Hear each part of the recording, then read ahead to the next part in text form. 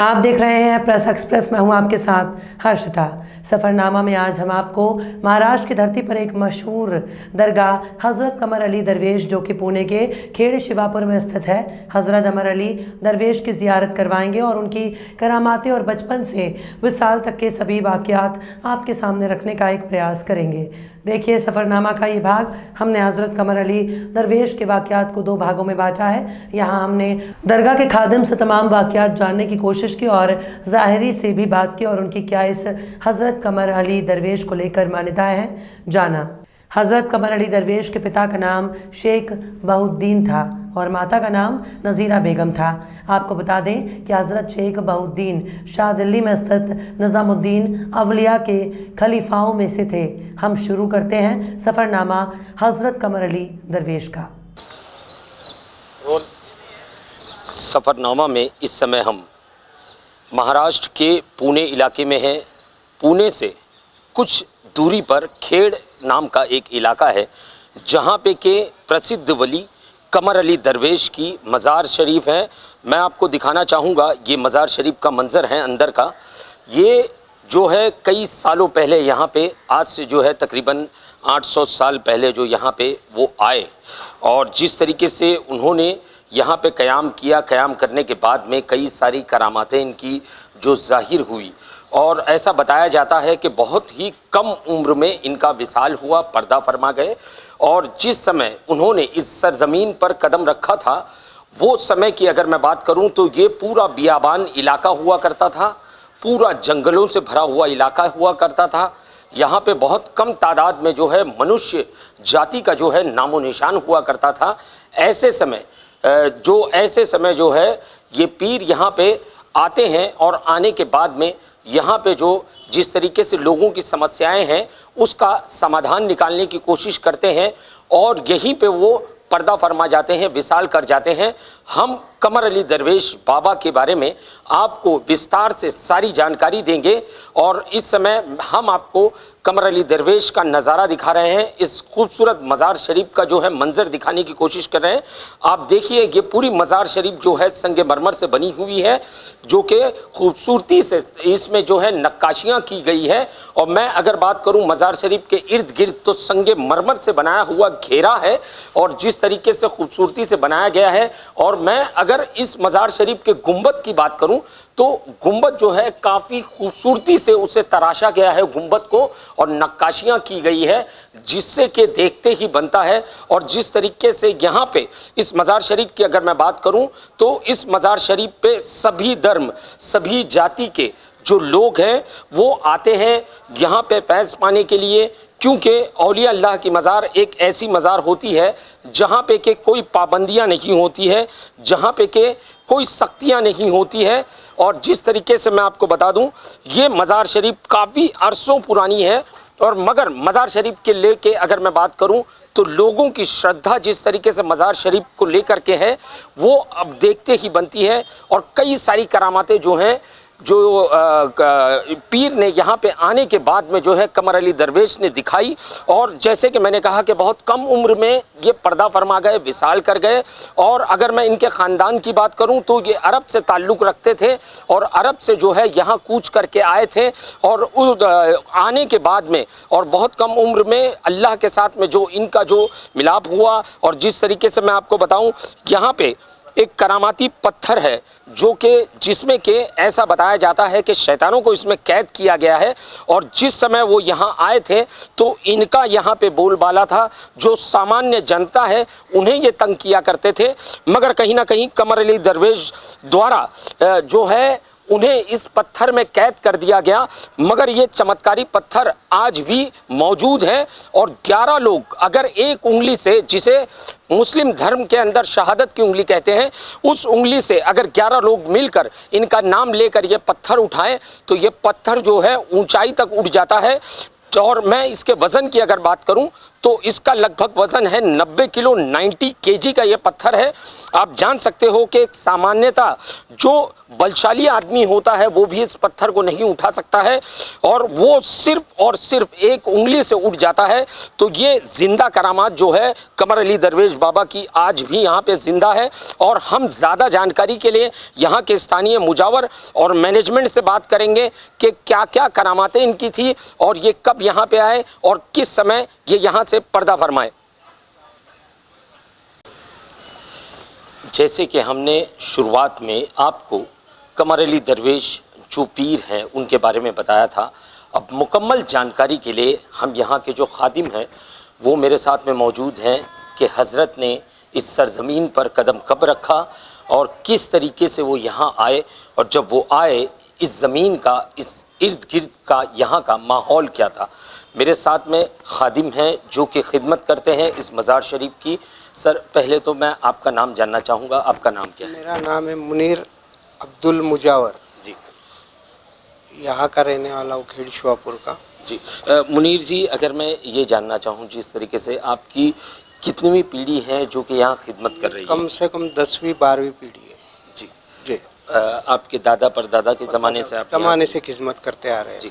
मुनीर जी, अगर मैं ये जानना चाहूँ कि जो कमर अली दरवेश पीर हैं इनकी शुरुआत से वाक़ई के बारे में जानना चाहूँ कि किस तरीके से उनके बचपन से लेके उनके माता पिता से लेके किस तरीके से यहाँ तक का सफ़र किया उन्होंने, विसाल तक का क्या वाक़या रहा? ये जो हज़रत निज़ामुद्दीन औलिया है दिल्ली शरीफ के, जी, वहाँ से निस्बत है आपकी। जी, आपके वालिद वालिदैन दरोड़ी शरीफ नगर ज़िले में, जी, पारनेर तालुका पड़ता है उसका, जी, वहाँ पे आपका आस्थाना है। वालिद वालिदैन बहन भाई और जो भी उनके ख़ानदान है, अहले ख़ानदान, वहाँ पे आपके पीर मुर्शद हज़रत शमशाद हुसैन मदनी रहमतुल्लाह अलैह बरकात उर्फ गार पीर रहमतुल्लाह अलैह पूना में कलेक्टर कचहरी के पास में आपका आस्थाना है। जी।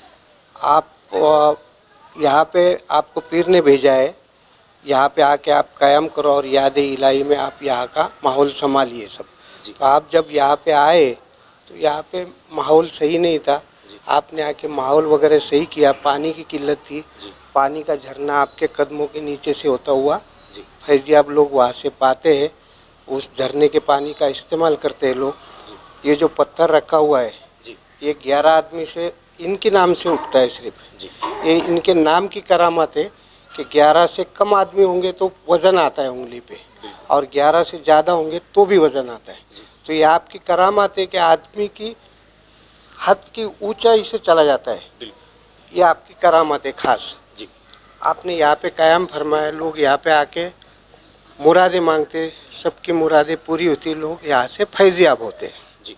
अगर मैं मुनीर जी, अगर मैं जानना चाहूँ जिस तरीके से यहाँ पे एक दिया है, बताया जाता है कि जब हजरत थे उस समय का ये दिया है और इसके तेल की तासीर काफ़ी बताई जाती है। ये शफाती तेल है, बच्चों के सरों में वगैरह लगाते, जिससे उनका जहन सही हो जाता है और बहुत से फ़ायदे हैं इसके। किधर बदन में मोच वगैरह हो, दर्द हो, तो लोग लेके जाके, ये इनका यकीदा है, जिसका यकीदा होता है वो शफात पाता है इसी तेल की बरकत से। और पहले तो इर्द गिर्द में जंगल था, किसी को सांप वगैरह काट लिया तो यहाँ पे ला के रख देते थे। दिए के सिर्फ देखने से लोगों को शफात मिलती थी और उस जहर का असर ख़त्म हो जाता था। मुनीर जी, अगर मैं पत्थर के बारे में जानना चाहूँ मुनीर जी कि पत्थर का क्या वाक़या है और क्या पूरी तरीके से वाक़या है पत्थर का, ये क्या चीज़ है और किस तरीके से वजूद में आई? ये आपके नाम की करामत है। जब लोग सांस लेके इनके नाम से पुकारा करेंगे तो ये ज़मीन से उठ के अपना जो हाथ है, हाथ के हद से भी आगे 2-3 फीट ऊंचा चला जाता है। ये इन्हीं के नाम का करामत है, इन्हीं के नाम से उठता है। दूसरा कोई भी नाम लो आप तो वज़न आता है, और आदमी भी 11 या उससे कम हो, ज़्यादा हो, फिर भी आपके उंगली पे वज़न आता है। सिर्फ इन्हीं के नाम की करामत है कि जो फूल के जैसे माफिक पत्थर ऊपर उछल जाता है। जी। मुनीर जी, अगर मैं ये जानना चाहूँ जिस तरीके से मन्नतें सभी मज़ार शरीफ की एक अलग खुसूसियात होती है, जी, एक खूबी होती है जी। कि यहाँ पे ये चीज़ आप अगर मन्नत मांगो तो इसकी ये पूरी हो जाती है, यहाँ पे इस चीज़ की मन्नत मांगो तो वो पूरी हो जाती है।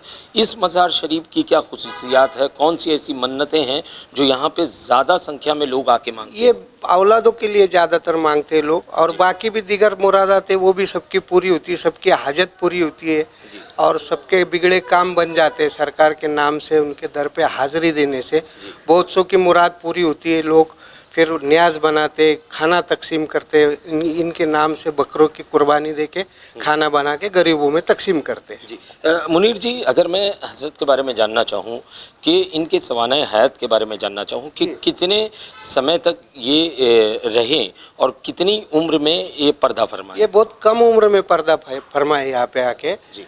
आपके वालिद का इंतकाल हुआ, आपके भाई का इंतकाल हुआ तो इनका दिल दुनिया से हट गया, दुनिया से किनारा कर दिया आपने, और आपके पीरो मुर्शद के निगरानी में आपने यहाँ पे आके क़याम फरमाया। जी। और उम्र अगर मैं जानना चाहूँ तो? उम्र का ऐसा कोई खास बता नहीं सकते, अभी बता नहीं पक्की उम्र नहीं बता सकते। मज़ार शरीफ की अगर मैं बात करूँ जी। तो कब से यहाँ पे क़याम पजीर है मज़ार शरीफ? कम से कम 850 साल से ज़्यादा हो गया आपको यहाँ पे क़याम 850 फरमाया। जी। जी। क्या इनके भी कोई मुरीदीन यहाँ पे हैं? यहाँ पे नहीं कोई मुरीदीन, इनके साथ में जो आए हुए थे लोग, इनके असाबे थे, वो इतराफ में पहाड़ पे के इधर खेती में, गांव में, और नीचे खेती में एक 4-5 लोग इनके साथ में थे, वो यहाँ पे ही क़याम फरमाया आपने। जी। मुनीर जी, एक आखिरी सवाल आपसे करना चाहूँगा। मैंने देखा मज़ार शरीफ के इर्द गिर्द काफ़ी सारे जो हैं धागे बंधे हुए हैं, तो ये किस चीज़ के धागे हैं, क्यों बांधे जाते हैं? ये मन्नतें मांगते लोग, अपनी जो दिल की मुराद है सरकार में अर्जी लगाते, तो तरीका है, तागा बांधता है, कोई दिल से मांगता है, जिसका उसका अपना अपना तरीका है। जी बिल्कुल। जैसे कि आपने सुना, मुनीर जी हमसे बात करने के लिए बहुत बहुत शुक्रिया। आपने पीर के बारे में बड़े मुख्तसर लम्हों के अंदर आपने सारे वाक़ियात बताए। जैसे कि मैंने कहा कि ये वली जो हैं बहुत ही कम उम्र में, हमें मिली जानकारी के अनुसार बहुत ही कम उम्र में ये दुनिया से पर्दा फरमा गए। जिस तरीके से उनका बचपन गुजरा और जवानी के पड़ाव में आते ही उन्होंने इस दुनिया को अलविदा कह दिया, और जो है लोगों के लिए आज भी, मगर वो इस कब्र के अंदर, इस मज़ार शरीफ के अंदर ज़िंदा है। क्योंकि जब कोई आदमी किसी के पास अपनी समस्या या तकलीफ़ लेकर आता है तो उसकी शर्त होनी चाहिए कि वो उसकी आवाज़ सुन सके, वो उसकी तकलीफ़ों को सुन सके, वो उसकी परेशानियों को सुन सके। उसकी ज़िंदा मिसाल है कि ये वली अल्लाह जो कि अपनी कब्रों में आराम फरमा ज़रूर है, मगर वो ज़िंदा है और वो सबकी आवाज़ें सुनते हैं।